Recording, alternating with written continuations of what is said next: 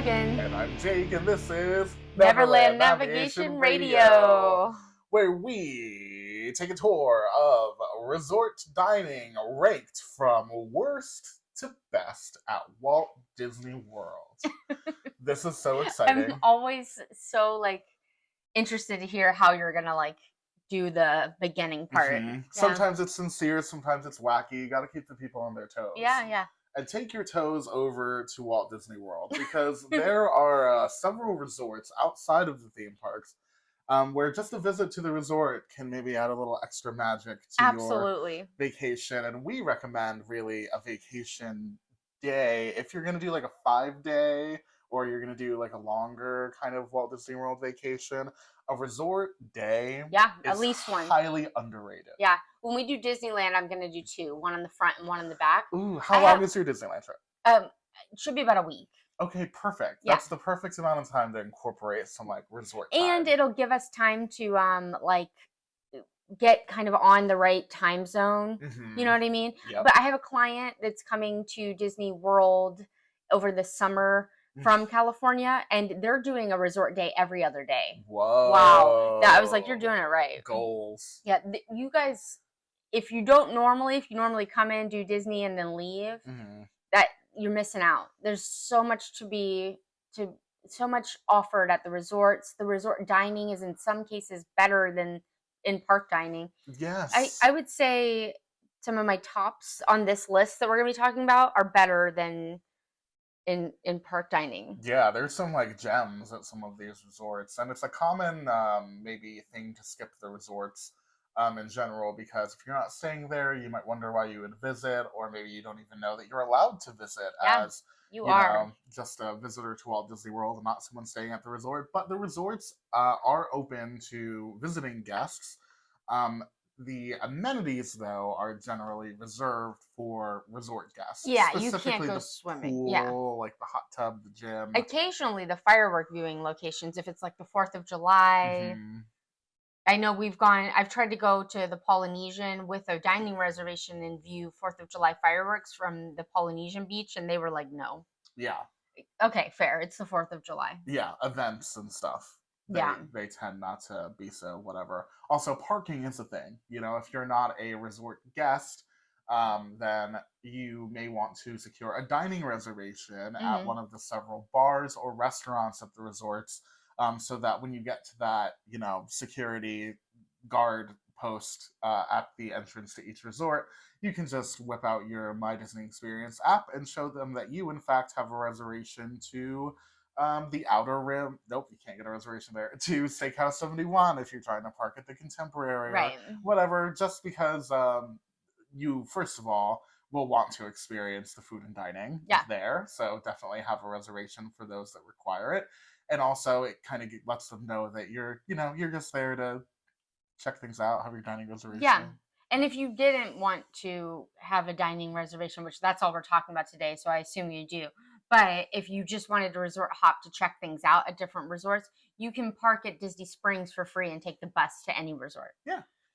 Yep, there's always the bus. And several of the resorts are connected through other means of Disney transportation, such as the Friendship Boats around Epcot and Hollywood Studios, the Skyliner around Epcot and Hollywood Studios, and monorail transportation around Epcot and the monorail resorts associated with the Magic Kingdom resort area. So, and that one you can hit.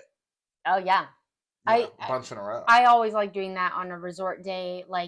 We're locals, but sometimes my family will come in and I'll plan a day where we're just doing things, you know what I mean? And I'll be like, let's get breakfast at Steakhouse 71, and then we'll do the monorail loop and see all the different stuff, especially because they come around Christmas a lot.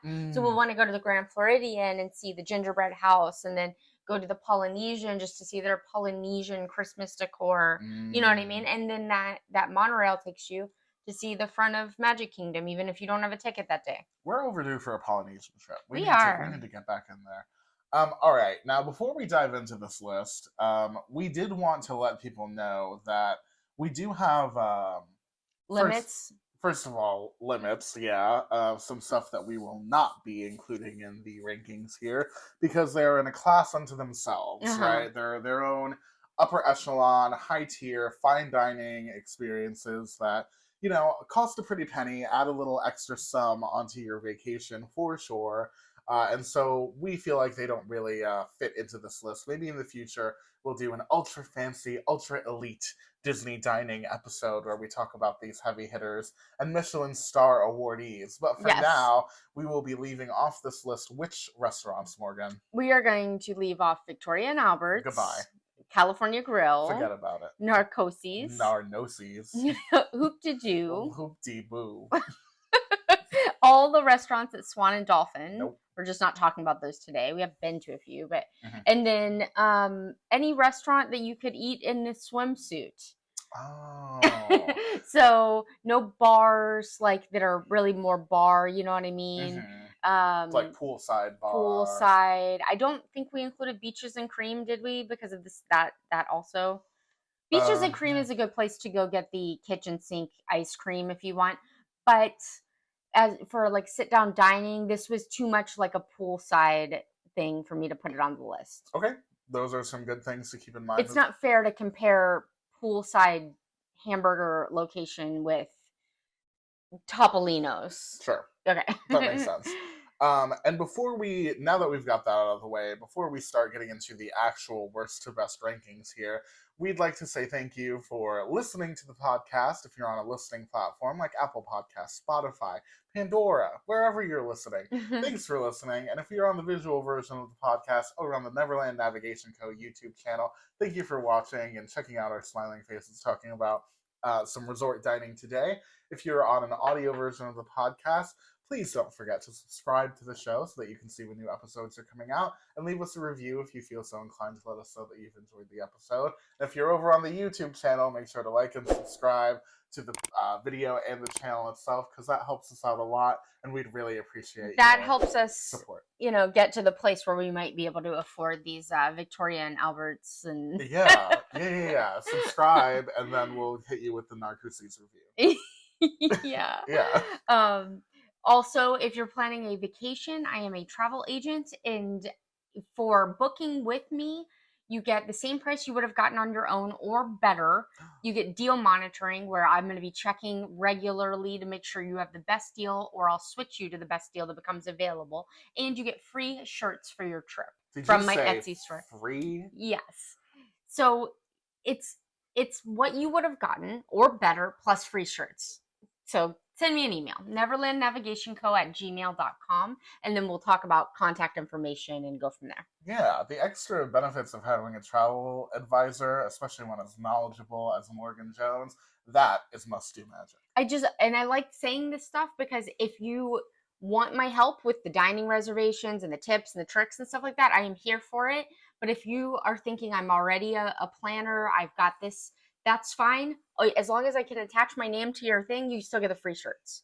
So if you are like, I don't need somebody to do all my stuff, I don't want somebody bugging me, that's fine. We can do. I can help on both sides. Get some free shirts for your trip at the very least. You know, that's from the Etsy store. Yeah, that's worth its weight alone. You know? All right. I'm sorry. There's one more that we're not going to be talking about because we just haven't done it yet. I can't believe we haven't done this yet. But there is a restaurant called Sebastian's in Caribbean Beach Hotel. Neither of us have tried it yet. It went through like a refurb moving situation a little bit ago, and we just haven't gotten around to it. Yeah, we just don't want to speak on something that we haven't had the chance to fully experience yet. I'm sure you understand. It's an integrity thing. We want to give you true, authentic reviews of these restaurants, so that's the name of the game. So we'll be skipping Sebastian's, but make sure you're subscribed to the channel and subscribe to the podcast so that when we do eventually get to check it out, we'll be the first to hear what we think. Yeah, we'll do a review on it. I think it'll be soon, because now I'm like thinking about, I cannot believe we've done every restaurant except for one. Top of mind is Sebastian's for us. Yeah, except for these expensive ones. Right. There's a whole different reason for that. Victoria Albert's can be like $500 a person, in case you didn't know. It's Michelin rated, though. Yes. That is quite the pretty penny for dining. And I would say the average visitor to Walt Disney World is unfortunately maybe not going to get the chance to experience Victoria and Albert's, so it's kind of low priority for us, to be honest, anyway. Yeah. But yeah, these we have all tried, and I have to say, unfortunately, the first portion of this list contains some resort restaurants that we would not recommend I whatsoever. would recommend you not go to these restaurants, even if you're like really hungry. There are better options, even close. Yes. And of course, these are based on our personal experiences. So maybe you've had a better experience at one of these restaurants than we have. And if that's the case, we would love to know. Maybe let us know on social media Yeah. so that we can know to Yeah, retry you the could if you restaurant. And send us a message and say, "Hey, I think that you weren't fair to this restaurant," we will totally go back and try again. yeah, I think that's kind of what makes this fun and interesting is that sometimes there are changes for the better or for the worse at these restaurants, and we kind of have to Yeah. listen to what's going on in the Disney community and see Hmm. what everyone's thinking and see if we can have a matching experience. The first one on our list, though, I have to say this is one of the worst meals on Disney property I've ever had. And we've tried this one a few times Yeah.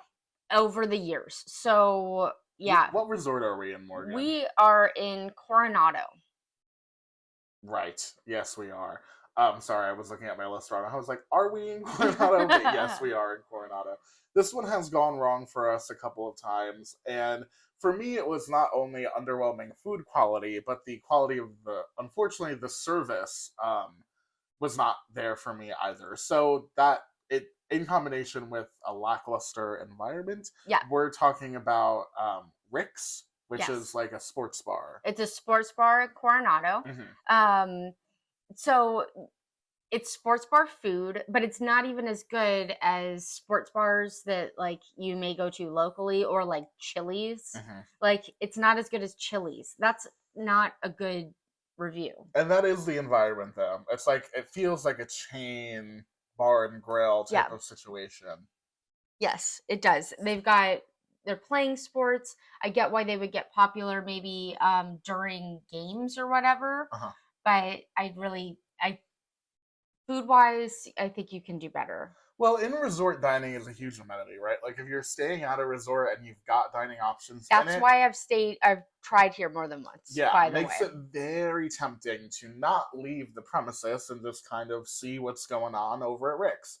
Yeah. Unfortunately, Rick's does not necessarily have does not pay you back the experience that you might be wanting. And they've got some sandwiches here that are running like a croissant turkey club will run you $17, a California chicken sandwich $20, a steak sandwich $23. So we're talking about the lower end of Disney sit down dining. But unfortunately, the quality, I would say, even puts this food maybe in an overpriced position, which is Yes, maybe yeah. saying a lot. Yes. And the couple of times that I've tried this, I think were before the Destino Tower and the other restaurants, although they've got the Maya Grill too. So there's really no reason to eat here. Yeah, I agree. Yeah. Well, that's enough on Rick's. Let's move to something else that, in my opinion, is maybe just as bad or perhaps worse. This is in Port Orleans, Riverside. Yep. It is Boat Rights. Uh-huh. We experienced this dining location with some kind of high hopes because it has a nautical theme that's kind of interesting. Yeah. Where the like anatomy of the ship is all over the dining space. Yes. And it's got that like fisherman theme. And the menu looked really good. I think that we had high expectations, which I mean, of course, could be part of the problem. Of course. We did only try this one once, so if you've got an experience that you think we should go back, please let us know. But I don't want to waste my money on it again unless somebody tells me that it's gotten better, because that's what I felt like happened. How would you describe the food that they had on offer in terms of like what is this cuisine? It is like it has Cajun influences and then some country influences. Yeah. Which perfectly fits with the resort. And so we were very excited about the menu. I was very excited about pimento cheese fritters. I love pimento cheese. They were so disappointing. Everything we got was pretty bland, which is not the norm for Cajun or Creole cooking. Right. And we got a bunch of stuff. It was Jake and I, and then it was two other people. We tried a bunch of stuff. Nothing was really good. Yes, we did. At least one of us got this taste of the Bayou platter, which is a $36 platter that has hickory smoked pork ribs, crispy Cajun chicken, smoked sausage, barbecue, beef brisket, mashed potatoes, mac and cheese, roasted corn with Cajun butter, and seasonal vegetables. Sounds wonderful, right? Little taste of New Orleans there. Mm. Unfortunately, we found that most of the proteins on our platter were either dry or underseasoned. Yeah. In the case of my crispy Cajun chicken, it was actually burnt. Not just like too crispy, but burnt and had a burnt flavor, Yeah. which was unfortunate. And a lot of our sides we found were kind of underwhelming. The sides, it was like they threw Cajun spice on everything and called it a day. Like they took regular stuff, threw some Cajun spice on top, and then that was supposed to make it Cajun. Yeah. It was not very impressive. Right. So we were not particularly impressed with boat rights. And on our review episode, we decided that our experience went boat wrong. And Every time I see the name, that's what I think of you saying.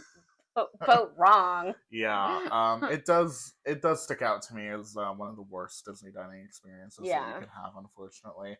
But luckily, that is kind of the end of our bad bottom of the don't barrel. recommend. Yeah, do not recommend. Yeah, these next ones are, I feel like hit or miss might be the right terms.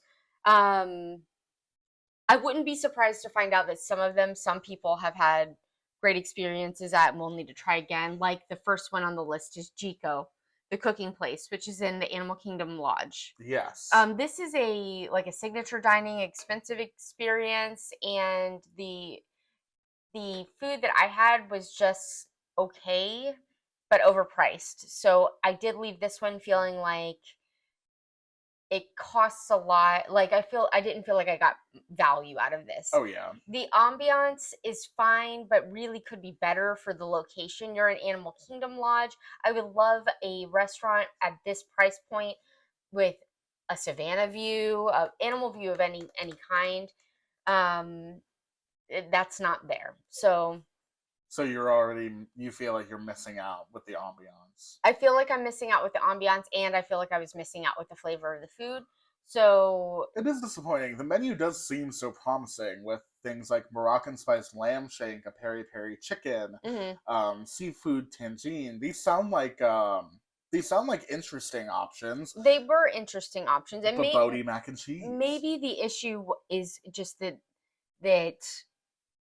this isn't a kind of, you know what I mean? I do like a lot of the stuff at Boma though, so I don't think it's that I don't like African food, but I just that's why I'm saying hit or miss with this one. I haven't wanted to go back because it's expensive. What are we looking at here? Like $60 a plate? Yeah, we're talking in the 50 to 60 range here for most things. I wasn't impressed enough to want to go back and spend that kind of money again. Yep. So I haven't. I wouldn't be surprised if other people have had better experiences, which is why I'm putting this on the hit or miss. Okay, that is very fair. Also on our hit or miss list here, we have a popular offering at Disney's Old Key West Resort, which is Olivia's Cafe, and I do know that some people enjoy this restaurant.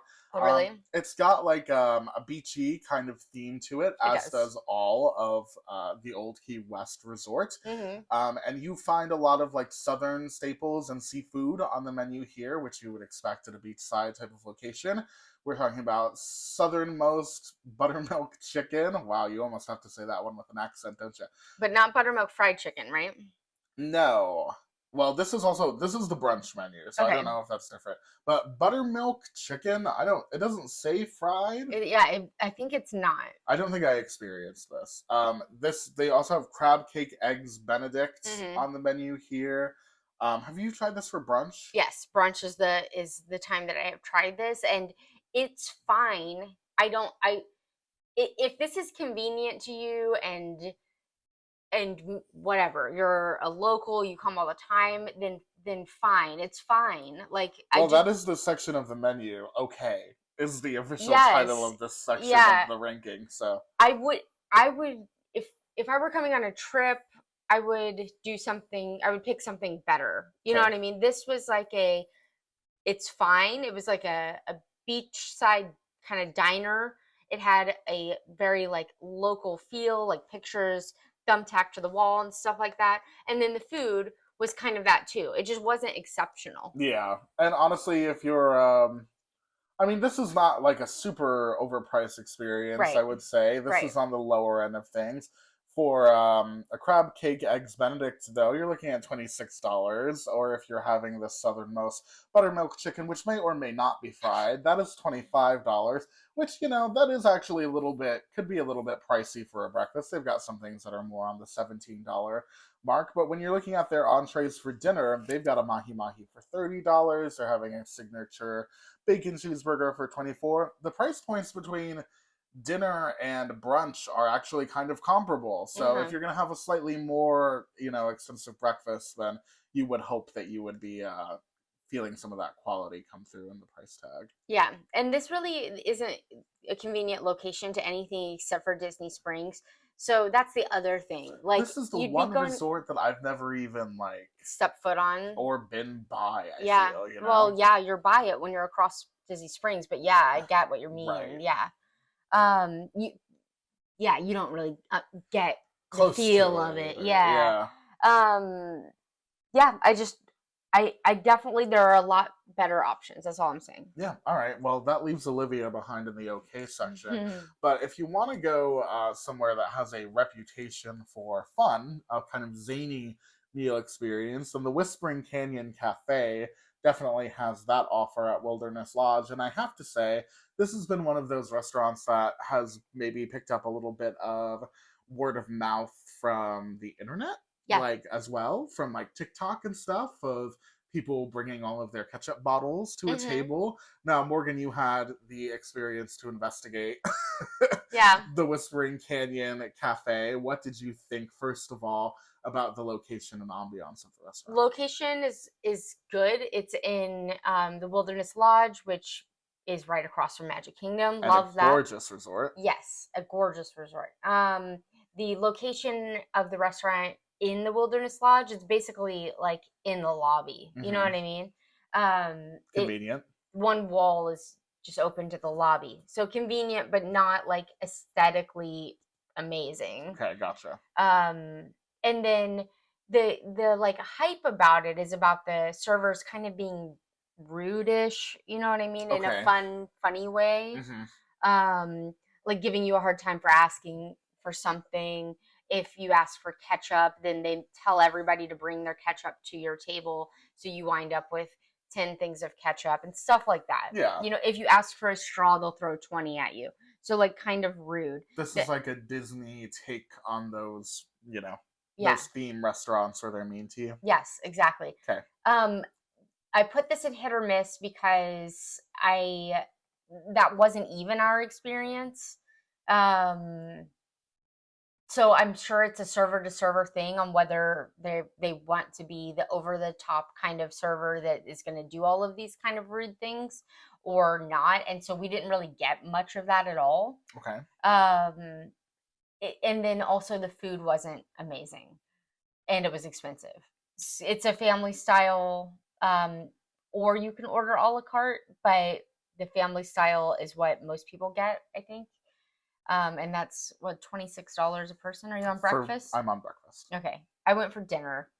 Um, $26 a person for breakfast, and then for dinner, it is 40. Yeah. So I don't know. I don't care. I'm not like gonna pay extra for somebody to be rude to me. I don't understand it. But I get that there's a lot of people that do. But even in our case, because I went with my family and I do have some family members that would think that that was funny, so that would be a benefit. But then it didn't really happen for us. So I don't know. Okay, got it. So yeah, I definitely think this is one of those things where it's kind of a love it or leave it type of situation when it comes It to. it was just meh for me. You know what I mean? I don't think I'm gonna go back unless we go to review it. Okay, fair Yeah, enough. which we might. I haven't done breakfast there, so We have not done a full review of the Whispering Canyon, so it is on our list. yeah. So eventually we may end up bringing you a full review of that, but for now, it's just on the okay section of our resort restaurant ranking. Joining another restaurant at the Coronado Springs, Maya Grill. Yes, and this one's a little higher on this okay ranking. Okay. Okay. Um, Okay. this one has a little bit better. So the last three, like I'm not going to go back unless we do a review or unless somebody, one of our listeners, tells us that it has gotten better and that we should try it again. Mm-hmm. Those last three, these I would actually do again just out of convenience. Okay. Okay. Maya Grill has Mexican inspired food. Yep. It has a nicer ambiance than the other ones that I have mentioned so far. It's got a Mexican ambiance. Okay. It's like a little bit of a darker restaurant to, give you this nice uh feel. And then the food was good. Okay. It wasn't like I'm gonna go back here every time I go to Disney. Mm-hmm. It's usually not, even at the top of our list. Coronado, unfortunately, doesn't have transportation like the Skyliner, or I might be going here a little bit more often. Right. This is a bus place. Yes, this is a bus place or a drive place. So you can talk about the stuff on the menu, though.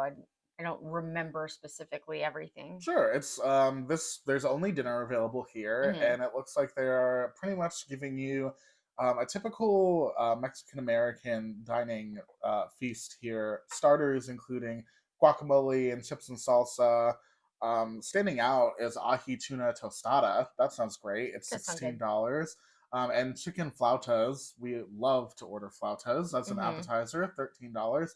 Definitely think we would be falling into the ordering multiple appetizers situation We here. do that a lot. There are some shareable situations here, like a carne asada that's a family style for $72, a snapper for 74. So those are interesting choices. They also have a separate fajita section of the menu, hovering around $30, depending on if you get vegetarian, steak, or chicken fajitas. And then from the mains, you've got everything down from a $22 quesadilla that's pretty much just cheese, as you know, a traditional quesadilla, served with charred corn and refried beans and rice, garnished with pico de gallo and cilantro.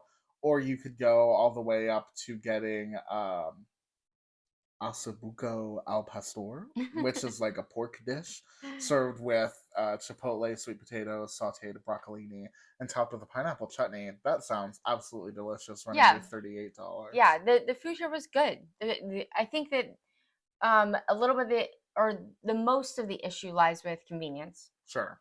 Yeah. Getting to the And corner. and then also there are a few other good Mexican restaurants on Disney property. A good alternate name for this portion of the Namely, list might Epcot. be if you're there. Yeah. If you're there. If you're there, it's good. If Eh. you're there, just definitely Maya Grill over Rick's for sure. Now we're getting to the first thing on this list here that I actually really did enjoy, 100%, which is Ale and Compass over at the Disney's Beach and Yacht Club. You enjoyed the breakfast. Yeah, we went for breakfast. Well, I don't know why it lumps them together on the Disney website I'm on, but it does, and then it specifies Disney's Yacht Club. But that's where we are, and this is a breakfast buffet. The breakfast that we did was a breakfast buffet, and I really enjoyed it. You order an entree as part of the buffet. The buffet is $25 for everything. You order an entree, and then it gives you access to an assortment of seasonal fruit, yogurt parfaits, breakfast pastries, granola, biscuits and gravy, warm cinnamon rolls, and then coffee, tea, and a juice, drink. or a soft drink. Yeah, and it's only $25.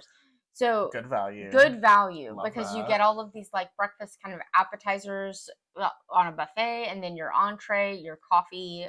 It's all included. Next time we're starting a day at Epcot or Hollywood, this might be... You want to do it? Yeah. I like it. Yeah, we need to do an official review. We tried to do a review. It just, the video didn't work out. And you know one thing about it? Oh yeah, that's right. We lost this footage. We were haunted or something. Yes. But it's dark in there. It's got a more sophisticated feel to the inside. So that's just if you've got a golf club kind of feel. I'm sure yacht club, you know what I mean? It definitely felt like a yacht club. Yeah. So if you've got kids who are maybe not so used to that atmosphere, I'm just saying maybe it's something to consider before you go. But I will say the quality of the food I thought was pretty impressive. I enjoyed it. Yes. I will say I have had this for lunch. Their lunch menu and their dinner menu, I believe, are the same. and it was not as impressive.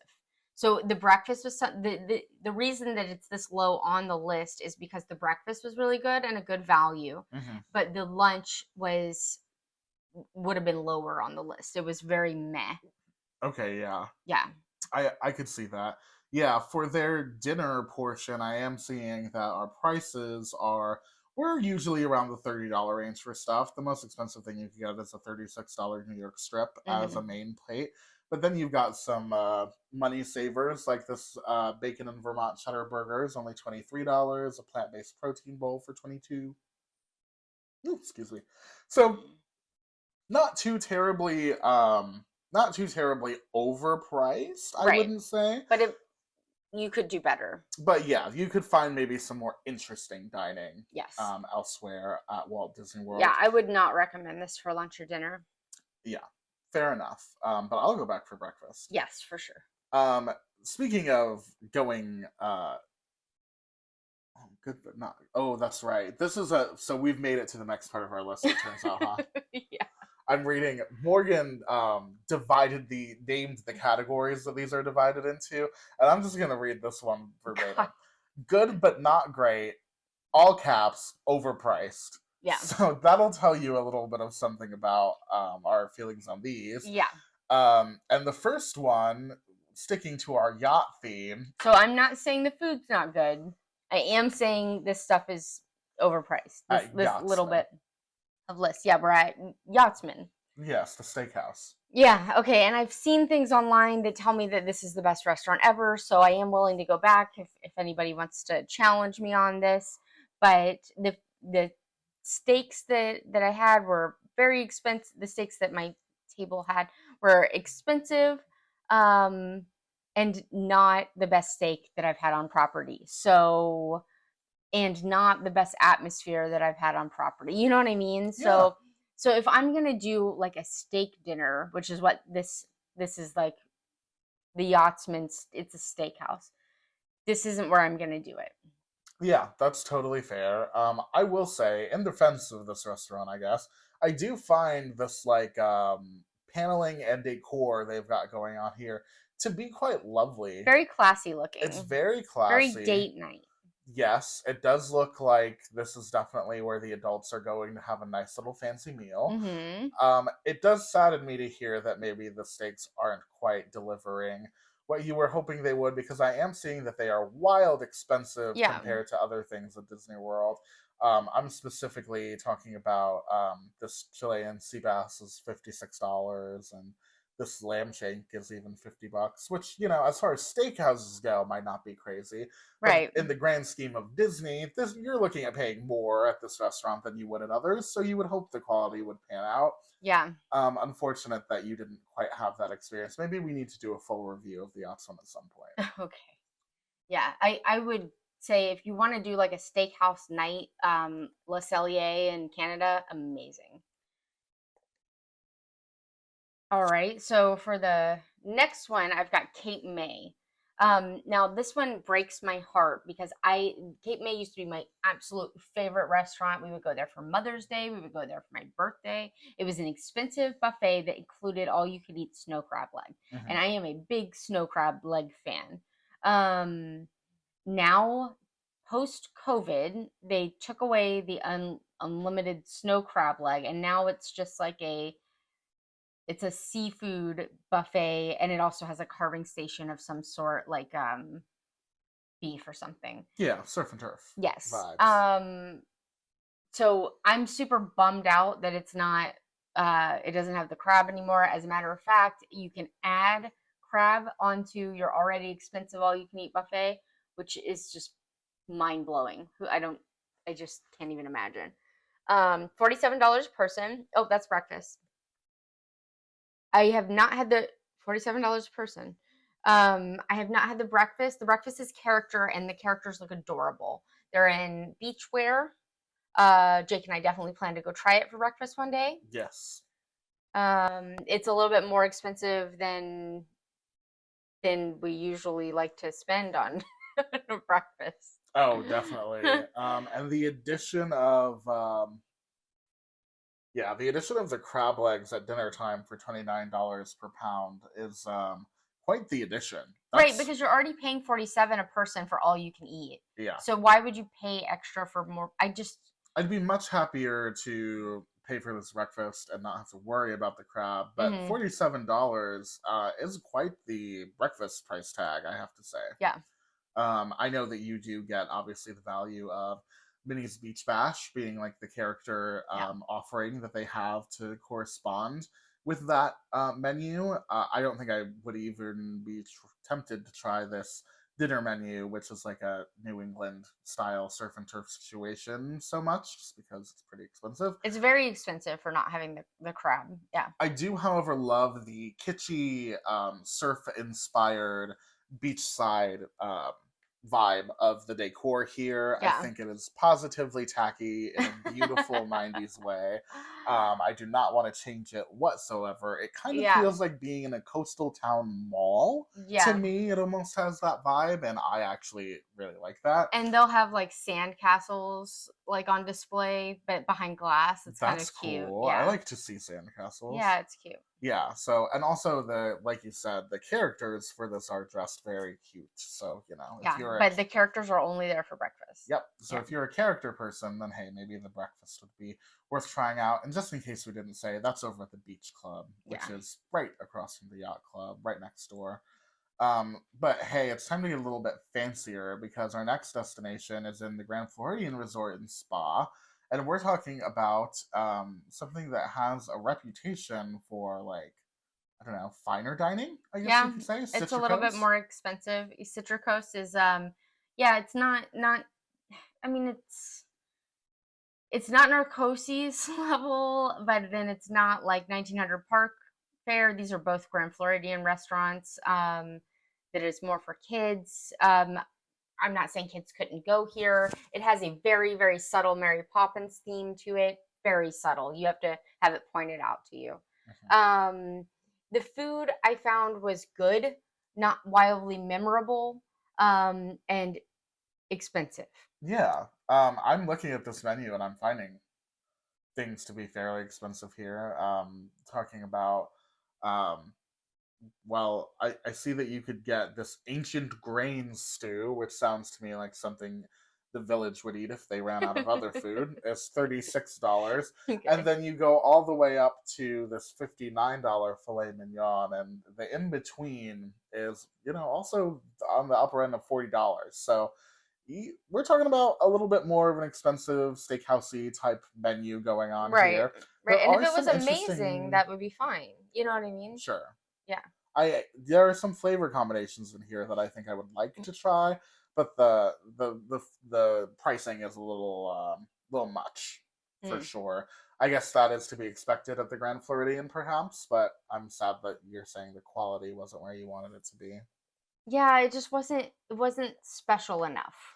That I think is really what lands people on this part or restaurants on this part of the good but not great list is if the Yes. quality could just be upped a little bit more, then it would be it would be easier to put it in the great category. Yeah. You know, Yeah. I think that's especially true of this restaurant, Chef Mickey's at the Contemporary. If the food were just a little bit better, it would be worthy of its reputation as being the first thing you think of when you think of Disney character dining. Right. So the food doesn't have to be amazing. You know what I mean? It's iconic. It's Chef Mickey's has been around forever. Yeah. I love the characters in their chef outfits. This is something I've been to this recently. With my family. You know what I mean? So I'm not saying this is totally written off, but the the food doesn't equal the price. You're expecting that you lose some of your costs to the character dining, to the location. I mean, location's amazing. It's in the middle of the Contemporary Hotel. The monorails are going by you while you're eating. It's location's awesome. Yeah. Characters are awesome. Talk about novelty. Yeah, That's cool. the food is meh. Yeah. That's unfortunate. Mhm. I mean, how bad could a Mickey waffle be, you might be thinking. But if a Mickey waffle is maybe the best thing that you're eating there, and you've paid $54 per adult plus tax and gratuity, then you might see why you might not want the Mickey waffle to be the standout, Right. portion of your meal. So I definitely get that the price there is kind of a lot. Now, the idea of this I think is adorable. Having everyone in their like kitchen attire and exploring the like culinary theme in the lobby of the Contemporary, not the lobby, in the Grand Canyon concourse of the Contemporary. How wonderful! I love the Contemporary. I think the views of the Contemporary you get from Chef Mickey's are stunning, but we have not been in a rush to review this because we know that that $54 per adult price tag is not going to get us like an immensely satisfying breakfast quality wise. Or dinner. Yeah, I think I've actually been here for dinner more than breakfast. But really? Yeah, okay, yeah. And that is what keeps it off of our solid portion of the list, which is what comes next. The really, the upper tier of stuff that we would not hesitate to recommend to clients or friends. We made it. We've made it through the wilderness. Yeah. And we've arrived to some really good options. I'm going to talk about this first one if you don't mind. Yes, of course. It's like one of your favorites. Yes, one of my personal favorites. And I had a birthday celebration at this restaurant, and I had some of my friends wonder why I would pick that as opposed to any of the other things at Disney World. And in addition to the fact that there's almost always a reservation available for it because it's kind of even for a large party, a hidden gem. Mm-hmm. Yeah, even for a large party like we were having. It's actually just one of my favorite menus here. It's a very simple menu with very few things on it, but everything they've got on here I've enjoyed my bites of or my orders of when I've gotten them. I've actually never been for breakfast. You did have an experience, didn't you, here? Yeah. And it was just fine for breakfast, It was good. It was good. A lot of the things that are on the like brunch/lunch menu are also on the breakfast menu. And a thing that a few of the Disney breakfast restaurants do that I love is seasonal pancakes. And when I went, they were strawberry cheesecake. Whoa. So that was really nice. That is cool. Yeah, they also have like this grand breakfast, which is your typical 2 eggs, bacon, and cheesy hash browns. $16. Yeah, that'll run you. That's pretty good. It's the location.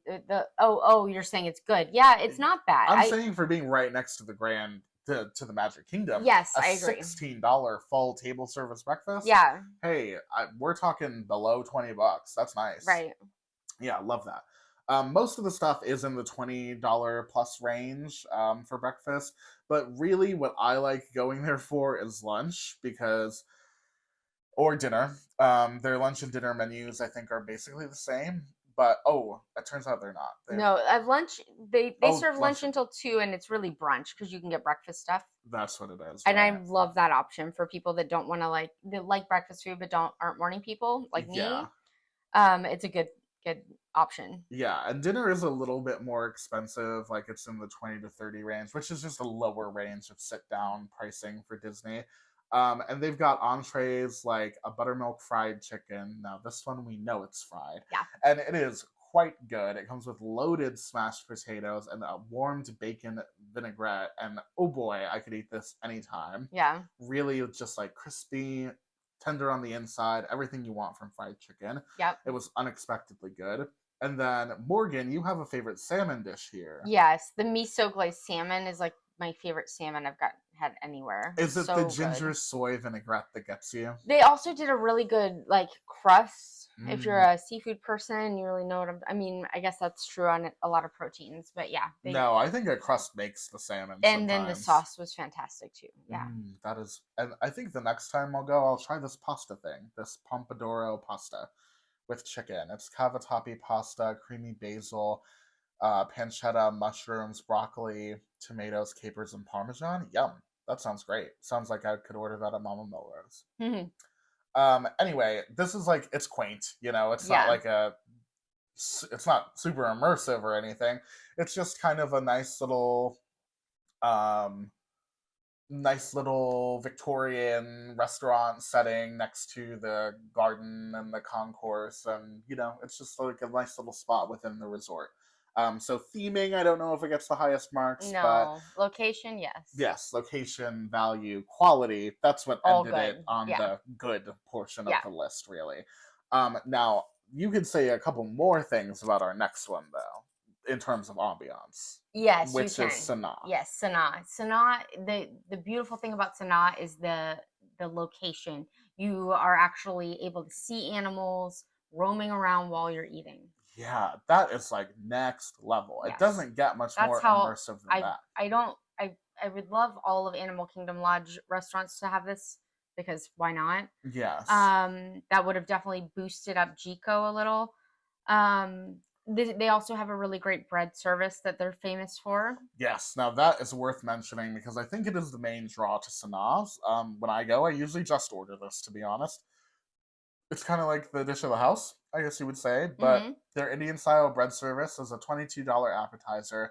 They bring out 5 breads with 9 accompaniments. You ready? Here are the naans first. Traditional garlic, ginger, spiced onion kulcha. Sorry about I that. can't believe you're trying. And paneer. And then the accompaniments are a cucumber, raita, that was really good. Roasted red pepper hummus, mango chutney, tomato date jam, tamarind chutney, coriander chutney, garlic pickle, red chile sambal, or spicy jalapeno lime pickle. So all of those come out. The breads come out in a basket, and all of the accompaniments come out in little cups on a board. Yeah. And the most fun of it all is the mixing and matching. And Yes. Trying that's good. everything. Try that with your friends. Yeah. I love that. I would do that any day of the week, especially on Animal Kingdom Day. Yeah. We also had a really good burger here, which I'm not even that into Oh, burgers, but it had right. goat cheese on it, so a ton of flavor. Yes, you Very good. remind me of this burger every time we talk about this, and it makes me like want to save room to eat it. Because let Yeah. me tell you, after that bread service, sometimes you're done. But if Yeah. you can save yourself some room, I'm trying to find the like description of it. Maybe it's only for lunch. Maybe. Oh yeah, it's a lunch offering. It's only $20. Yeah. It's got spiced mustard, peppadew goat cheese, Sanaa chips, and a pickle spear. And something about that goat cheese, mustard, good Yeah. It's quality just so beef flavorful. combo. Yeah, Yeah. the flavor definitely delivered. I love that. Oh, every time we talk about Sanaa, makes me want to go back to Sanaa. Yeah, we should. But instead, we're going to talk about one of my favorite breakfast spots. This is like I know we always talk about breakfast. Well, and yeah, the breakfast at this location is a lot better than their lunch and dinner, in my opinion. Right. And I would say it's got like a fan favorite offering Oh on the yeah, menu. cult following Yes. Where are we going, Morgan? Kona Cafe. Kona Cafe The over in the Poly. Polynesian. Yeah, Yes. and the Tonga toast is the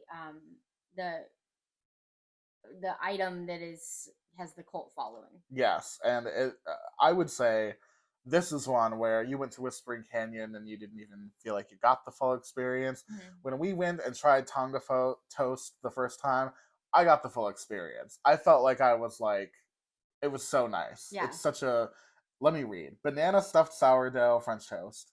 First of all, sourdough French toast. Sourdough, yeah. That is so good. Rolled in cinnamon sugar, served with a strawberry compote and your choice of ham, spiced ham, bacon, or sausage. Ooh, that is nice. Now, ambiance wise, this is another one of those like we were talking about where you're like basically in the lobby. Yeah, It's it on the is second similar. floor, so like overhangs the lobby, gives you a good view of the lobby, and it is a nice lobby. You know, it Yes. is a nice Yes, lobby. yes.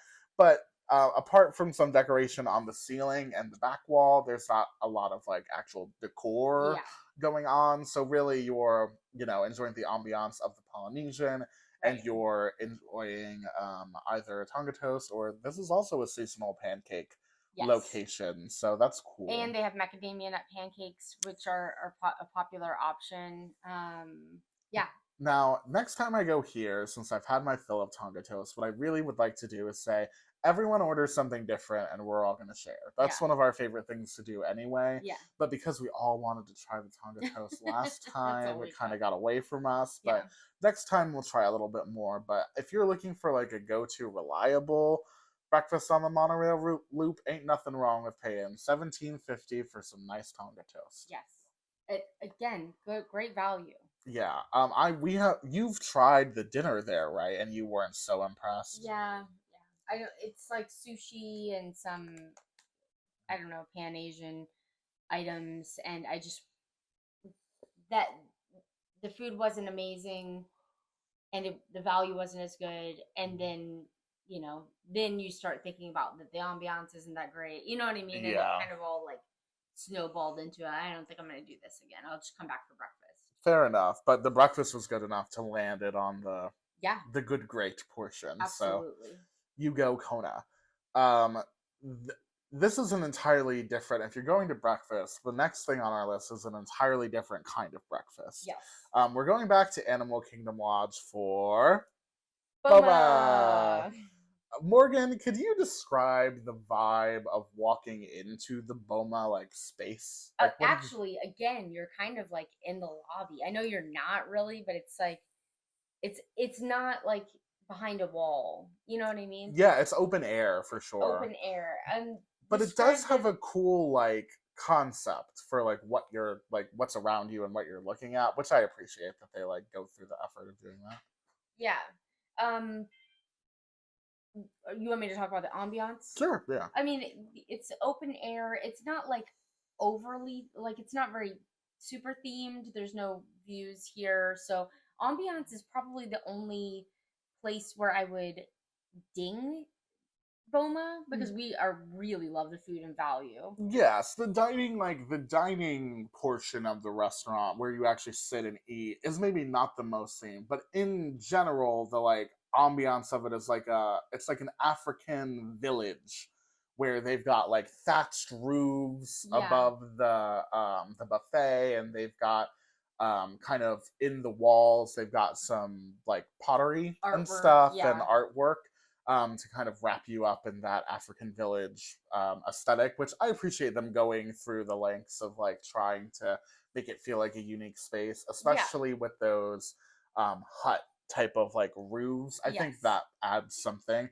But And like the you said, colors they use, the rust and the yeah. blue, like dark kind of teal. Yeah. Yeah, I actually really like that color story you're describing. I Hmm. think that looks really nice in there.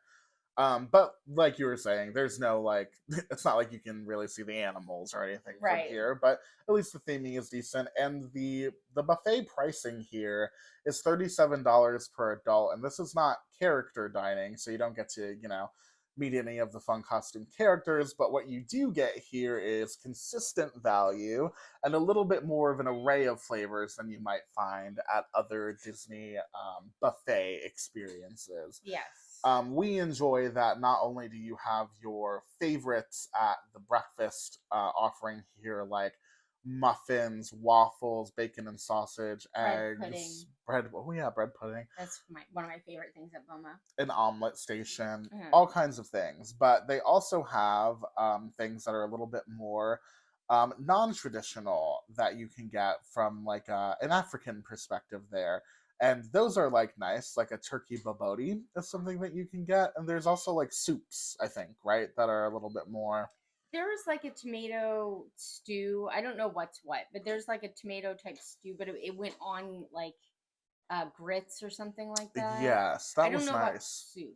I don't remember a soup, Okay, there was but also like a fruit you could salad be that was right. interesting, like Yes, an there definitely interesting. was, and there's the plantains, which you guys all loved. I don't Mhm. love plantains to begin with, but Right. um, Those were, I thought they yes, were there were some delicious. yogurts that had a different spin on it. Their carving station was ham, but they had some different like spiced mustards that were done in ways that had Mm. African spices. There Yeah. was a deviled egg that had a African twist to it. Yum. Yeah. Yeah. Deviled eggs with smoked salmon is also on the menu here for breakfast. Now, have you done this for dinner? Yes, I have. It's been a while. I didn't enjoy the dinner as much as the breakfast. But it was kind of the same thing where you've got some classic things that you're familiar with and then a bunch of things that had like an African twist to the flavors. Gotcha. Yeah. I And particularly loved some sort of squash soup. oh yeah, that sounds great. Hmm. Butternut squash soup. $56 per adult here for the dinner, and keep in mind, not a character Yeah, a dinner, little expensive. but it is a buffet. So, Yeah, a little expensive though. Disney tends to put a premium on the buffets, but really, when we're talking about Boma, know in our hearts generally that, We're thinking of like a lot of breakfast. stuff, we really prefer the breakfast, and that's also the case for our next one, Trattoria Al Yeah, Forno. I really feel like this one should have been a little lower because I like the breakfast at Boma and Kona Cafe better than I like the breakfast at Trattoria Al Forno. But we did like the dinner. We didn't love the dinner. If they would knock the pricing down on the dinner a little bit, honestly, I'm looking at the pricing right now, and it's actually a little bit less than I remember. Okay. And I still feel like I overpaid, actually, because I just didn't find the quality to be anything beyond what I could get for, maybe a little bit cheaper at like a chain restaurant. Right.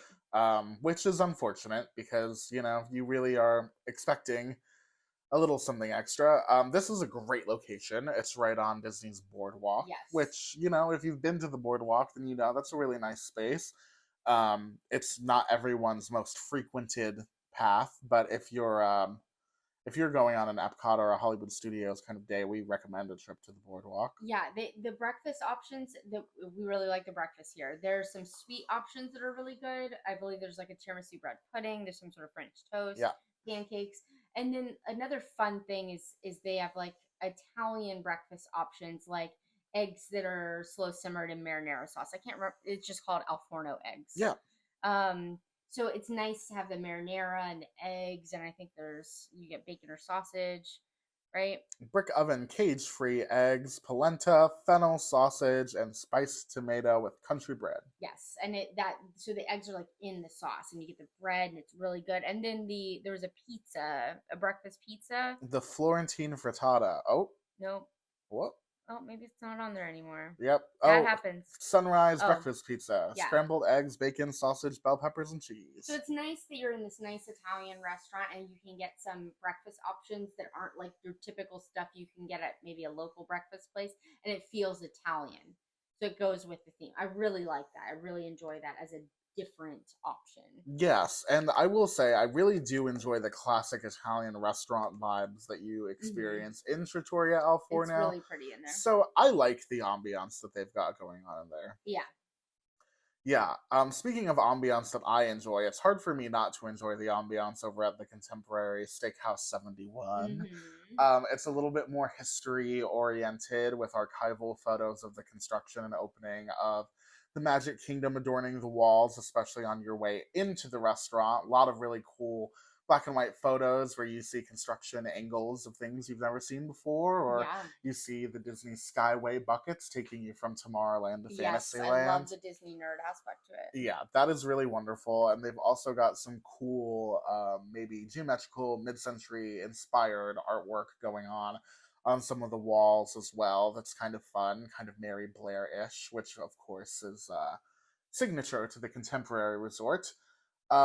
Now, what we really like about having breakfast at Steakhouse 71 is the value for quality situation. That's what's really ended it It's up on really this list. good. Yes. The Waltz hash is really good. The seasonal pancakes are usually what I get. Yeah, it's really, really good. Yeah, I've had good luck with the omelets here as well. Everything always comes out hot, well prepared, seasoned. We did one time have something that came out not seasoned, but that's Yeah. a rare, I would say, That was a experience one-off. We here. go here a lot. Yeah, so we get a feel. For the lunch, I didn't feel like it was stellar, but I have heard that the dinner and the steaks are phenomenal, so that's something that we'll be checking out soon. Yes, absolutely. Got to do that. Yeah. Yeah, but those seasonal pancakes, oh boy. Yeah. I think about them sometimes. They really resonated with me deep. Yeah. Yeah, I love Steakhouse 71, and who can beat a short monorail ride away from the Magic Kingdom? Yes. That's also the case for our next entry, which is 1900 Park Fair. 1900 Park Fair is a character dining experience. At the Grand Flow. At the Grand Floridian, yeah. They just recently reopened, and the characters have changed. The characters are now Aladdin, Tiana, Mirabelle, and Cinderella. What a motley crew. The food is classic breakfast stuff, but like elevated. There's a nice carving station. There's an omelet station. There's strawberry soup, which is it's really like a strawberry sauce you put on pancakes, but like a soup that you get with a bowl. Odd, but something that we find memorable. I would eat that right up. Yes, the bread pudding is absolutely to die for. And then when you get into lunch and dinner, they add things like gumbo. I can't remember specifics. What do we have? Well, first of all, we're talking about $66 per It's adult. 4 characters though. And then we're talking about some offerings here. Tiana's gumbo, it's spicy and dewy sausage. That sounds delicious. Yeah, prime rib. That's Yeah. the carving station. So it's a little elevated. Yeah. And also, hey, baked salmon with saffron, lemon butter, peel and eat shrimp, curry roasted chicken. Some interesting stuff going on there. Of course, glazed carrots and toasted coconut cake. Yeah, this is really interesting. I would definitely love to go here. I don't know. I don't know whether I'd go for breakfast or for dinner. I guess breakfast. I'd really like to try this strawberry soup. I'm a little bit sad. I know it's just strawberries. I'm a little bit sad that Mary Poppins is gone from here. Yeah, that really did fit the theme, I felt like. Yeah, this would be my ideal situation for meeting Mary Poppins as well. Especially, isn't this like carousel themed? It was, but it got a refresh design when it closed. Oh, the design is Yes. different as well. Yes. And does it still have any carousel elements? I don't know. I think the logo haven't has been a in there since carousel it horse in changed. it. Yeah. So the characters that were there and the carousel theme would really fit. They took this new approach with these different characters, so I don't know what it looks like, or it just reopened. Stay tuned. More reporting to come. Yeah. Something we are familiar with, though, extensively is Ohana, which is located in Disney's Polynesian. And it has a fabulous view of Cinderella Castle from across the Seven Seas Lagoon. Good firework viewing if you happen to luck into that. Great firework viewing. Almost something you can't plan, though. Right, if you're very lucky. I will say, though, I also enjoy this restaurant's general tropical vibe. It definitely fits in with the Polynesians' entire calming, soothing, tropical getaway aesthetic. That being said, Ohana breakfast is something that we tried fairly recently, and it honestly left me a little bit underwhelmed just in terms of the food being kind of your basic continental breakfast fare. I agree. Which is a little bit underwhelming. And that's a character breakfast with Lilo and Stitch. Yes. It is a $49 breakfast, and we got the skillet, which is the all you can care to enjoy singular option.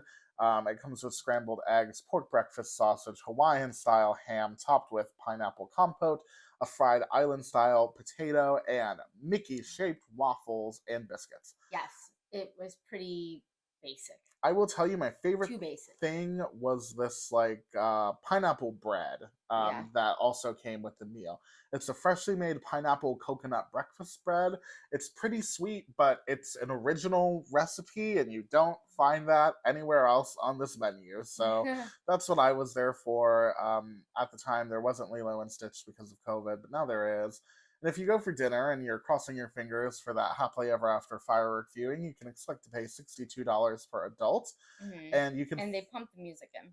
Oh, that is a nice thing. They lower the lights and they pump the music in. And it's all you care to enjoy dinner with really what you're paying for is this dinner skillet that comes with teriyaki beef, peel and eat shrimp, grilled chicken, with guava pineapple glaze, stir-fried vegetables, and the world-famous Ohana noodles, which have become kind of like a fan favorite. This dinner is very good. It's very good. Like, the noodles are good. I like the chicken wings that are like an appetizer. They have the bread again. I don't know if it's the same bread as breakfast, but it's also kind of sweet. Ohana bread with honey butter. Or maybe it's the Ohana bread puddings that made with the same. I think that's made with the pineapple coconut bread. Anyway, I really enjoy this dinner. All of the flavors and the atmosphere with the Cinderella Castle in the background. Amazing. Very cool. Yeah, Ohana definitely earns its spot on our solid choices list here, which is nice because it is, a classic Disney World spot. This next one I'm going to call underrated. Yeah, it is. This is on the newer side of things. Yes. We're talking about the top floor of the Grandestino. Top floor of the Grandestino Tower over at Disney's Coronado Springs. And what is that home to, Morgan? Toledo. We love Toledo. Toledo is like tapas, small plates. You can do like a meal for two that involves steak and all that stuff. Jake's done it before for a special occasion. but we mostly like the small plates. That makes the value is really good. Yes, that if you The do the flavors are small, phenomenal. yeah, it is all about the flavors. If you do the signature dining for two, it's $155. But don't let that intimidate you because if you do the tapas route of things, it's not nearly as bad, and it's a lot of flavor, so it's definitely worth exploring. Hmm. What's your favorite thing on this menu, Morgan? Oh my gosh, too hard to choose. Too hard to Yeah, choose. Yeah, I don't blame you at all. I know it's ridiculous, but the patatas bravas side, which it was is good. Yeah, potatoes with a sauce, yeah. are it's like incredible. I I'm thinking about them all the time. I love them very much. But even Yeah, if you get like this chorizo was quite good. That was like a tapas starter thing, and I want to yeah. say we also got I got the scallops, which was not tapas. It was an entree, but it was very good too. yeah, that's right. Those were quite good. Hmm. Do you let me have a bite of them? They were delicious. Yeah. Yeah, I would get just about anything from this restaurant. Easy kind of to come by a reservation for this. Yes, it's Um, underrated, and the view is phenomenal. and the space is quite nice. It's Hmm. got these gorgeous olive trees lining your entrance between the bar and the dining space, and then it's got on the ceiling color changing panels that make for like a living mosaic kind of effect. Yes, They so change beautiful. slowly and romantically, and they provide some additional ambiance in addition to the large windows that look out of this restaurant for some stunning views of a nighttime Hollywood studios. Yes, you can see the fireworks off in the distance. This isn't like a firework viewing location, but very nice. Yes. I also love getting to see Galaxy's Edge lit up in all of its nighttime lighting package from Toledo. Yeah. You get some really interesting views of like the rock work and stuff. So I like looking out those windows or just enjoying the ambiance of the restaurant itself. Another restaurant with fantastic ambiance, though, is the Flying Fish back at the boardwalk. Yeah. This is one that we had been planning to try forever and ever and ever, and Morgan finally got just the right occasion to see if the food quality matched up with the fantastic ambiance of this like sophisticated seafood restaurant. Yes, this is my favorite like date night type restaurant. Mm. If you love seafood, you will probably love this restaurant. It's got a gorgeous interior, and then the seafood is just like perfectly done, perfectly flavored. Really, really amazing. Do you remember what you ordered? Well, my family got a few things, so I got to try a few things, but I specifically got the scallops. Scallops are like my favorite food, maybe. Mm. We went for my birthday. We might have also gotten the sea bass, which is another favorite. Um, but everything was absolutely on point, gorgeous location. You're being served like you're in a you know, super fancy restaurant. So And not to worry if you're not a fish person. I'm a person, but if you're not so into fish, then maybe you could try a $56 char crusted New York strip. Or if that's not quite your speed, they've also got an organic chicken, peas, and carrots for $38. So we are talking about the more expensive end of this, but yeah. really the star of this show is definitely going to be this well sourced seafood. And prices for this are going to run you if you eat on the less expensive end of things, which is this chicken thing, because you're getting chicken at a seafood restaurant, that'll be $38. Uh-huh. But if you want to indulge yourself in a potato wrapped red snapper, that'll run you 58, or a Chilean sea bass 56, a seafood pasta 57. So prepare for date night prices, prepare for expensive date prices, Hmm. but also, according to Morgan, prepare for a high quality and fulfilling meal. Yes, this was a good birthday meal. I do love the ambience of the flying fish so much. I love all of the metal like sculptures of fish. Yeah, and glass blown fish that were on the Yeah, ceiling. it's like Amazing. it feels very like artistic and modern in there in Yes. a cool way. And ambiance is also at the core of the next dining experience on our list. Hello, it's us from the future. We had a major technical malfunction Major. go down. This is not Sounds a like a test. fire. There is no fire. There was no fire, thank goodness. We just lost the audio That's for the last. Our major technical issue is our audio disappeared. Right, like magic. Yeah. It did disappear right at the grand finale of the episode. But luckily, we remember what we were talking about, so we can fill you in. Yeah, don't worry. We've only got 2 left on our breakdown of the restaurants from resorts. Yes, and the grand finale here is great because these last 2 are both wonderful, delectable options for you to choose from. And the first is one that I have actually never experienced, but I've only heard great things about. And it's one of Morgan's personal favorites, so I'm going to let her do most of the explaining. But, sure. This is in Fort Wilderness, right? This is in Wilderness Lodge. See, I don't even know where it is. You do too. That was a slip of the tongue and a very, very easy one. Yeah. My first time wanting to, like, I had booked Fort Wilderness and I showed up and this was like a billion years ago, like when I was still a newbie. A novice. And showed up at Wilderness Lodge to check in and we're like, I don't know that there's cabins here. You know what I mean? Yeah. Yeah. Confusing. Very confusing. So anyway, don't go to Wilderness Lodge if you're looking for. Don't go to Fort Wilderness if you're looking for this. Go to Wilderness Lodge. Oh boy. Okay. Yeah. Okay. So anyway, this is my favorite character dinner. Ooh. Yeah. And that is storybook dining at Artist Point with Snow White.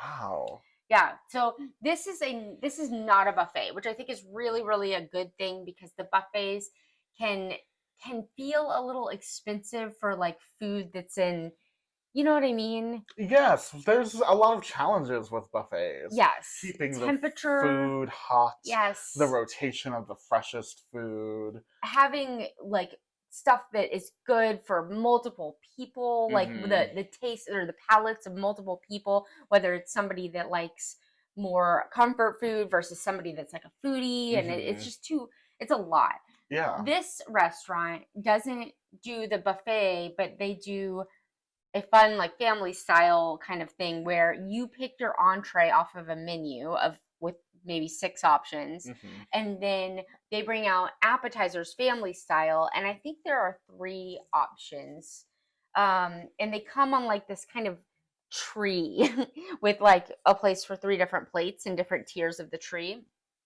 One of them is a wicked shrimp cocktail that's got like a really not really spicy, but a spicy wicked sauce, and it's like big shrimp. There is a meatball type one. Are you looking up the menu? Awesome. You can give me the names then. It's got sauerkraut on top. I'm not really a big meatball person, but this really, tell me when you get to the description. It's this, believe it or not. The hunter's pie. Oh, right. Yeah. Yeah. So it's turkey and chicken and cranberry, but in like a meatball, or you know what I mean? That like it's in a good. sphere. Yeah. So they're all together, and it is really, really good. And it's topped with crispy sauerkraut. And then there's a wild mushroom soup bisque, I guess, that is like my favorite soup. Ooh. So all of these appetizers and your entrees have kind of like a German twist. That one with the sauerkraut, and then as far as entree options go, you've got like a cottage beef stroganoff option. There's a schnitzel, right? It's probably in anyway. There are like 6 options, and a couple of them have kind of a German twist. Some of them have like a Snow White story kind of twist. Like the vegetarian option is called A Stroll Through Nature. It's all staying within theme in a really, really fun way. We really liked the prime rib. I tried the fish once because I've been multiple times because I really, really love this restaurant, and it wasn't as good as I had hoped, but that could have been, off. Right. See what there's spatzel in the that's what I was thinking of. beef stroganoff. Yeah. Okay. So the beef stroganoff, yeah, has the spätzle, and then the prime rib is really good. That one's not like necessarily German, but it's fantastic. And then the pork, there's a magic mirror slow pork shank. Um, anyway, all of the entrees that we've tried, which I think are like 4 out of 6, were really good. Mm-hmm. And but the for me, what really shines were these amazing appetizers and then the amazing desserts that also come out family style on this tree thing. Mm-hmm. Um, and for both the appetizers and the desserts, because it's family style, it's kind of like an all you can eat situation where you can say, hey, can we have some more of these hunter pie meatball things Yeah. or whatever? And Cranberry meatball yeah, things. Yeah. yes, and your server will bring you more. Yum. I You love also that. get a free drink with, not free, and included just like a soda or tea or something.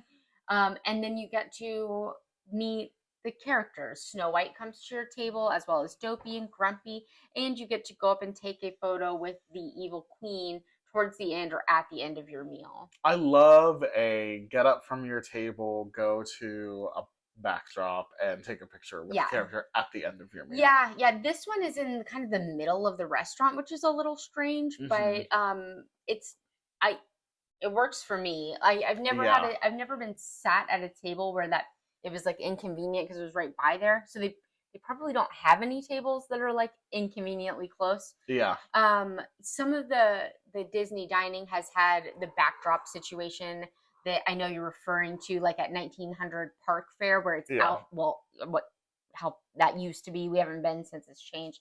Where that is actually outside of the restaurant, like on your exit path. Yeah. That's cool. Yeah, that's unique. Yes. But the desserts here are also Snow White themed. Like there is Yeah.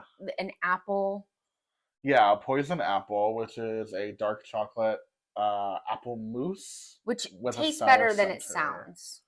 Yeah, that does sound. Well, I don't know. It sounds good to me. Oh, does it? Okay. Dark chocolate and apple flavors in a mousse sounded weird to me at first. Actually, yeah. I guess dark chocolate you normally don't think about with an apple. Right. The Hunter's Gift to the Queen. That is like a candy heart that comes out in a treasure chest, and there's like smoke around it. Oh, that's right. So this one is very much like Instagrammable, fun for the kids, more so than flavorful. Right. But the other 3 that come out, those are more of the like stars flavor wise. That apple chocolate mousse thing is amazing. The gooseberry tart, which she talks about gooseberries in Snow White. That's like I don't know I've ever heard the word gooseberry outside of the Snow White universe. Me neither. What is that? Yeah. What does it taste like? Yeah. Well, it's tart because I guess I've had it, assuming that they're actually using gooseberries in this tart at Snow White's. It's very, very good. There was I used to watch Food Network like religiously, and there was a show called Dinner Impossible or Restaurant Impossible, depending on which one this was, where he went to Epcot and the different characters, had to get just one episode was filmed in Epcot, and the different characters brought him different ingredients. He needed to make something out of them. Ooh. And of course, Snow White brought him gooseberries. Oh. And then the Miner's Treasure is like cookies and cream panna cotta, also better than it sounds.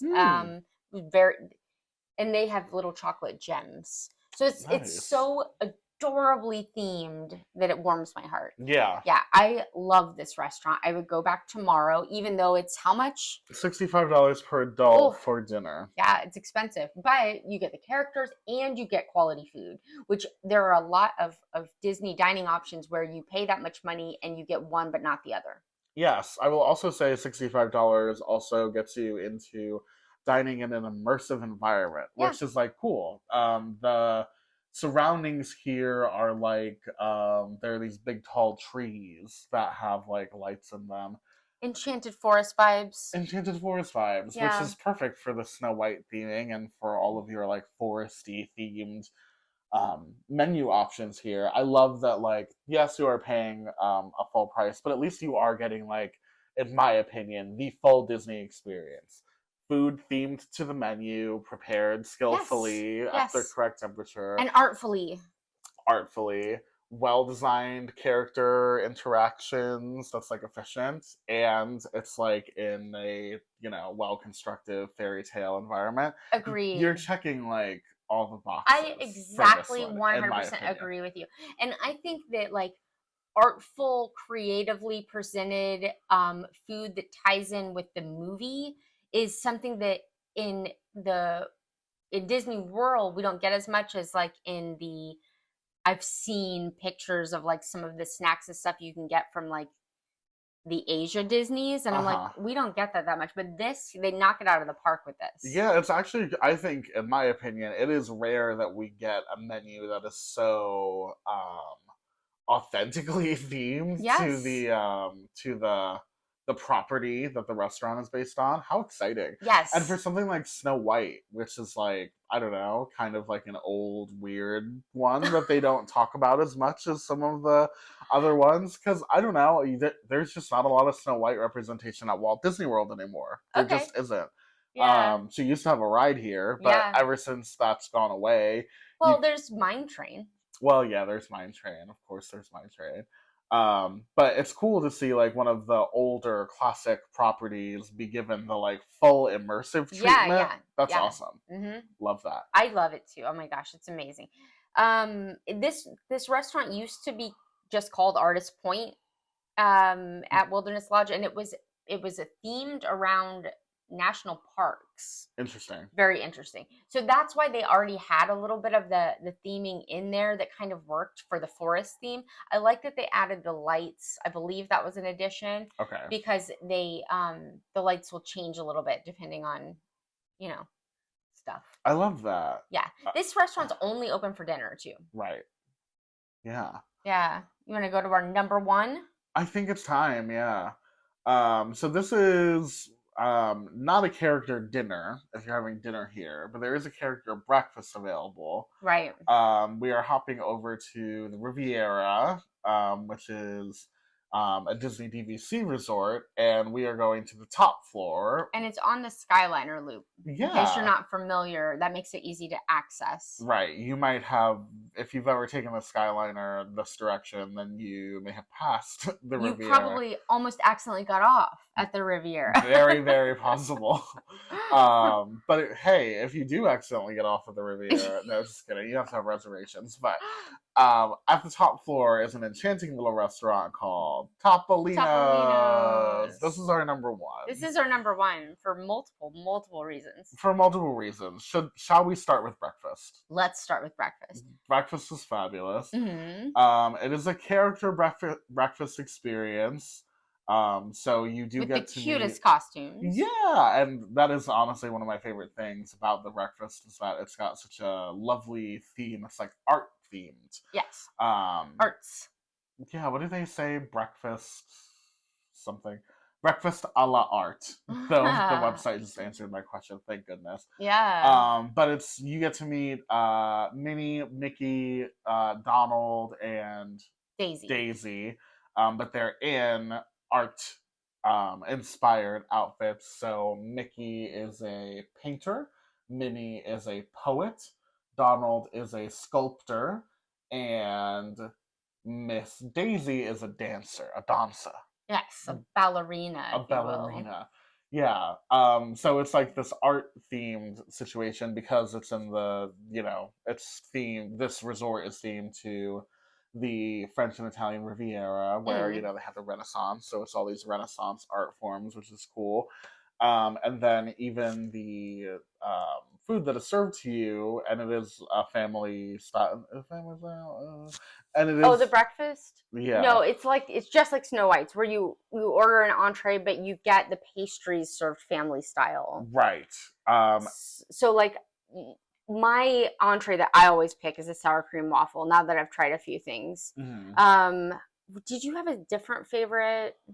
Let me look. We really both liked the sour cream waffle. But they also bring out these pastries at the beginning, like muffins and croissants in like a painter's bucket, and there are little like paint jars that have, one is like a chocolate hazelnut cream, one is I think a sweetened butter, and one is jam. And then the knives look like little paint brushes. Yeah. Yeah. So super fun. Yeah, that is I love how themed the entire Yeah. And experience is. so that part is like family style, but then your entrees are a la carte, a la art. A la art, yes, of course. Yeah. And like Morgan said, these sour cream waffles are wonderful. They are roasted apples, chantilly, orange maple syrup, and they're served with bacon, ham, sausage, or plant-based They're sausage. so good. I know. Every time we talk about this Oh, I restaurant, know. We it have to makes go me want back. it so bad. Yeah. We have also tried. I think we've tried most of I think these. we have to. There's a quiche Gruyere, Gruyere. that's really good. That was delicious. Even their avocado toast we've tried, and it's like loaded with good stuff. Mm. They've got a wild mushroom scramble, which I also think that we actually I do tried. too. I do too. And I think it was good. We just the sour cream waffles for me are like A scene stealer. yeah. Yeah, they are seriously so delicious. So we do love getting breakfast there, even though it is a little bit more on the expensive side of things, keeping in mind that it is a character breakfast. It runs $49 an adult, and for children, it is $30 for 9 and under. And it's the same type of situation where they like, oh, they create their own entrees. Oh, it's just like eggs, fruit and yogurt, and Mickey Waffle waffles. dippers. What does that mean? Um, Small low fat milk. I don't know. I think maybe just small Mickey shaped waffles, And but stuff to dip. yeah, Yeah, oh fun. like syrup or something. Yeah, fun. So we do love getting breakfast there, but it's also it turns into a charming like date Elegant. night, Yeah. elegant type of dinner Date location. night. Yeah. Yeah, very date night. Very date night. And I don't know if that's. I think the rooftop, all of the rooftop restaurants or restaurants that are like with a view. I feel like that's like an inherent part of the ambiance as they Yes. get more Yeah. like date nighty And the romantic. lighting is very date night, you know what I mean? And the Yes. menu is expensive and kind of foodie-ish and date night. And we celebrated Jake's wedding there, so I already had that like, pre-thought like, oh, this is a romantic restaurant, but Right. it really is. It really, Right. I yeah. think a part of that too is that they have an outdoor, the terrace portion of this. It's called Topolino's Terrace. Is it's a little bar, but it's just like an open air type of terrace, and they've got string lights hanging down from the ceiling, and there's firework viewing from up there. So it's a cool place to watch the Epcot fireworks as well. So you've got like a lot going for you in terms of like ambiance outside the restaurant as well. And it's fun to just kind of sneak back there, maybe after dessert or whatever, yeah. to enjoy the ambiance.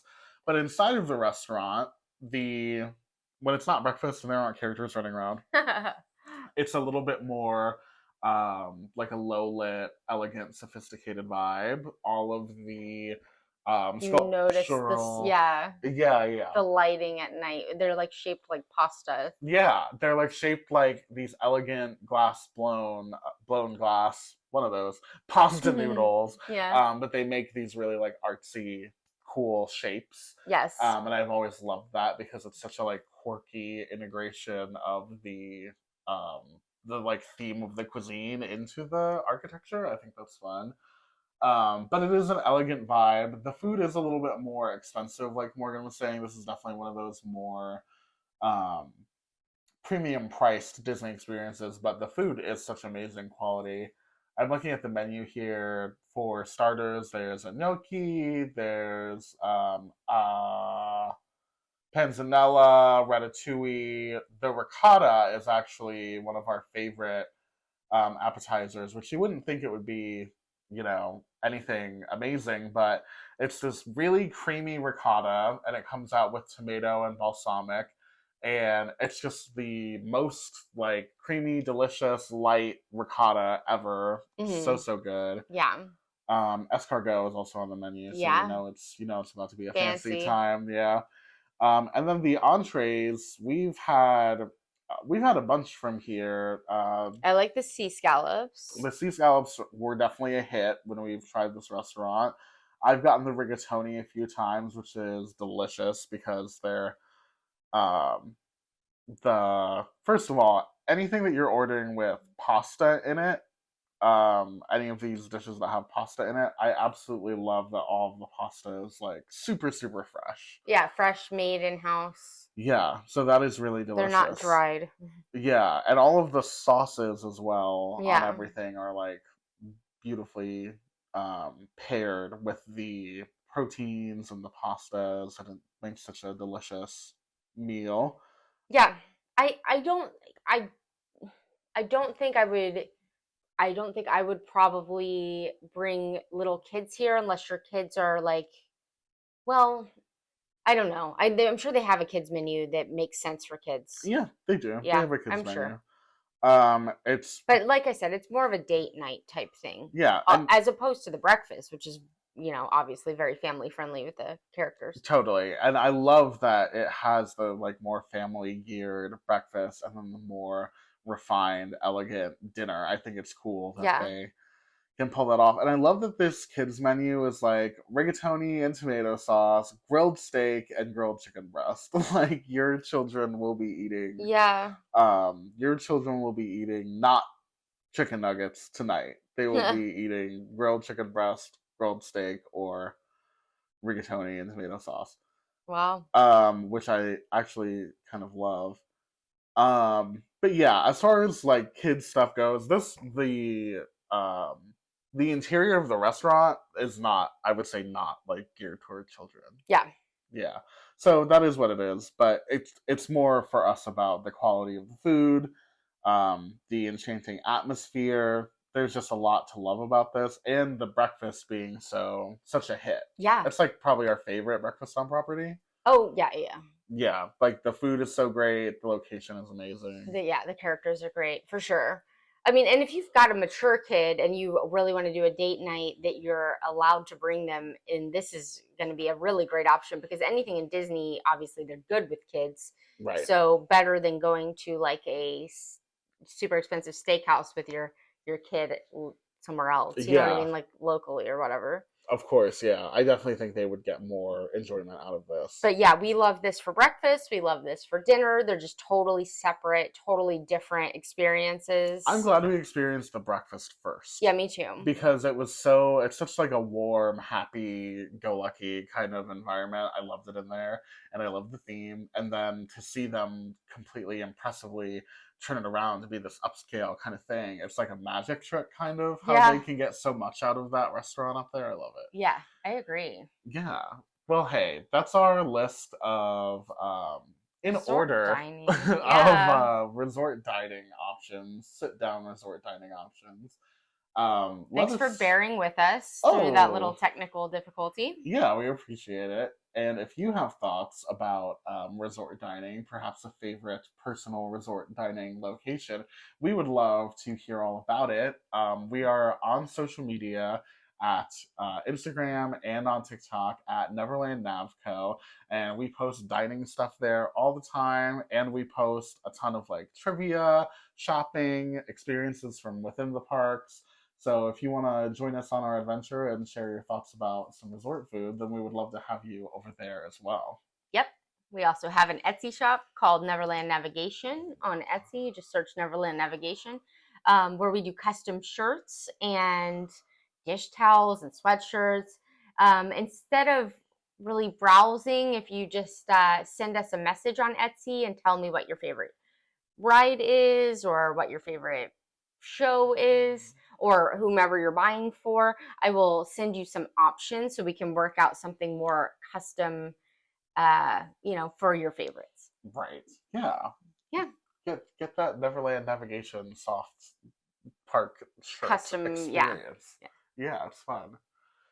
Well, hey, thank you so much for listening. As for us, we have a resort stay and a dining reservation that we need to get to. So we will see you on our next adventure. Good night. Bye.